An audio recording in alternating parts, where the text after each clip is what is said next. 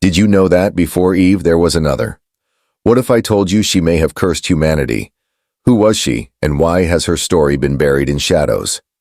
In the tapestry of creation myths and ancient narratives, the story of Lilith holds a peculiar and often misunderstood position. Originating from Jewish folklore, Lilith is frequently depicted as the first wife of Adam, created simultaneously and from the same earth as Adam, unlike Eve, who was made from Adam's rib. This origin story is crucial because it sets the foundation for her character as not just a counterpart to Adam, but as his equal, a detail that drastically shapes her actions and the subsequent myths surrounding her. Lilith's tale is deeply intertwined with themes of equality, freedom, and defiance. In the text where her story unfolds, particularly within the mystical teachings of the Kabbalah and some earlier Sumerian and Babylonian myths, Lilith is presented not merely as a companion to Adam, but as a being who actively challenges the patriarchal structure purportedly designed for Eden. Her story is first noted in the Alphabet of Ben Sira, an anonymous medieval text that is part controversial, part theological satire, and it serves as the primary source for much of the Jewish folklore about Lilith. According to this text, the conflict between Lilith and Adam arose from a profound disagreement over their sexual relations and roles, with Lilith refusing to lie beneath Adam during intercourse, arguing for her right to be equal, including in their physical relations. This assertion of equality was not just about physical positioning, but was emblematic of her stance against being subservient. When her pleas for equality were denied, Lilith chose to invoke the ineffable name of God and fled Eden, an act of defiance that symbolizes a break from submission and an assertion of autonomy. Her departure from Eden marks a critical juncture. It is both an act of self-liberation and a pivotal moment that leads to her demonization in later texts. This demonization often portrays her as a seductress and a malevolent figure, a narrative likely driven by the societal norms and gender roles of the times these texts were written. Moreover, the myth of Lilith extends beyond these initial disputes, incorporating elements from other mythologies and evolving over centuries. In some legends, she is said to have mated with the archangel Samael, further entwining her character with themes of rebellion and independence from divine order. This amalgamation of myths not only enriches her story, but also illustrates the complexity of her character as both a deity and a demon, a bearer of enlightenment and a harbinger of doom. As the rift between Lilith and Adam widened within the walls of Eden, the atmosphere thickened with tension and discord. Lilith's refusal to submit to Adam was not a simple marital spat. It was a profound challenge to the very order of creation as envisioned by the divine entities in these stories. This defiance became a significant precursor to her eventual departure and transformation into a figure of mythic proportions. The environment in Eden, often depicted as a place of tranquility and obedience, was now a stage for ideological warfare between equality and dominance. Lilith's stance highlighted a critical and often overlooked aspect of these creation myths: the negotiation of power and autonomy between the first humans. Her actions and the subsequent reactions from the divine illustrate the deep-seated fear and control mechanisms embedded within these early societies. Moreover, the events leading up to her departure are marked by a series of celestial interventions. According to some interpretations of the myth, when Lilith decided to leave Eden, God sent 3 angels, Sinoi, Sansanoi, and Samangeloth, to persuade her to return. Their mission, however, was not just a simple retrieval, but a negotiation that underscored the divine's desire to maintain order even at the cost of personal freedom.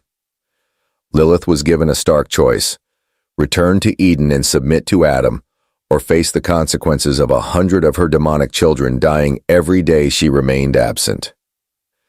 Lilith's response to this ultimatum was resolute. She chose the path of self-exile over submission, reflecting her unyielding commitment to autonomy. This choice not only solidified her fate as an outsider, but also marked the beginning of her transformation into a symbol of resistance against patriarchal norms. The narrative tension at this juncture is palpable, as it sets the stage for her metamorphosis from a would-be companion in paradise to a reputed demoness, vilified for her choices and independence. The climax of Lilith's saga occurs when she fully embraces her new identity outside the boundaries of Eden. After rejecting the ultimatum presented by the angels and choosing exile over subjugation, Lilith's transformation from a mythic wife to a sovereign entity of the night becomes complete. Legends say that upon leaving Eden, she ventured into the wastelands, a realm associated with desolation and chaos. Here, Lilith found her true dominion, not as a wife or a secondary figure to Adam, but as a powerful entity in her own right. In these desolate landscapes, Lilith is said to have encountered other outcasts and demonic figures, possibly even coupling with the archangel Samael, according to some mystical traditions. This union is symbolic of her complete departure from the divine order, representing not just a physical pairing, but a spiritual and ideological alliance that opposed the celestial dictate.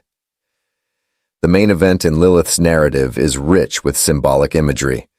The transformation of her persona from human to demonic is depicted with vivid descriptions of her gaining wings and the supernatural ability to fly, reflecting her newfound freedom and power. This imagery not only enhances her mythic status, but also serves to illustrate the transformation of her identity from the constrained confines of Eden to the limitless horizons of her self-chosen exile. Moreover, Lilith's reputed curse upon humanity emerges during this pivotal moment. As per the legends, in response to the divine punishment of losing 100 of her children daily, Lilith vows vengeance against the descendants of Adam and Eve. She is said to visit newborns and mothers, embodying the dark fears of early human societies. This part of her story taps into primal fears of the unknown and the supernatural, serving as a cautionary tale against defiance of the divine order.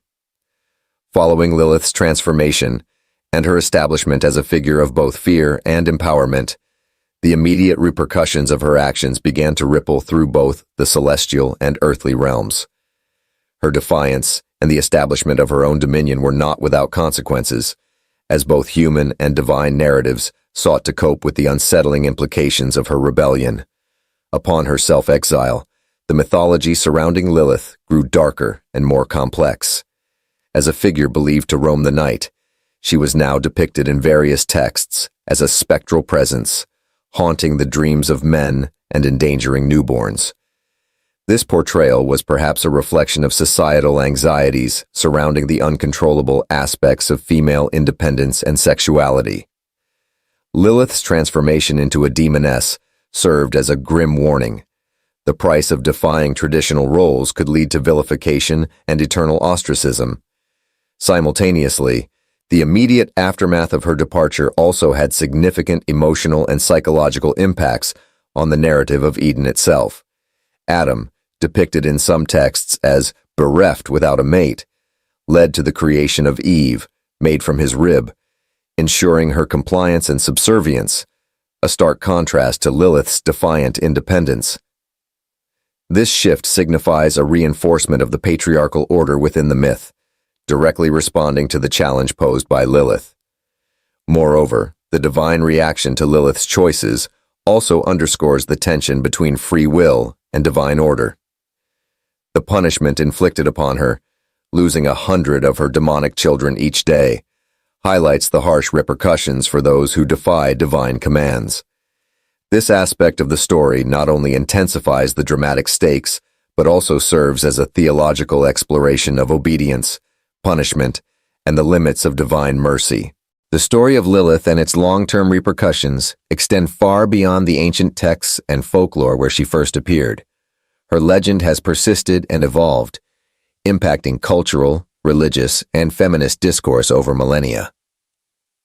Lilith's transformation into a symbol of female autonomy and resistance against patriarchal norms has invited reinterpretation and reevaluation of her role within historical and contemporary narratives. Cultural impact. Lilith has become a figure celebrated in some modern feminist movements as a symbol of women's independence, sexual autonomy, and resistance to male domination. Her story challenges traditional narratives of female subservience and has been embraced as an emblem of empowerment, Art, literature, and media have explored her mythology, often depicting her as a complex character who defies the simplistic categorization of good or evil. This cultural reclamation has shifted her from a figure of fear to one of strength and liberation,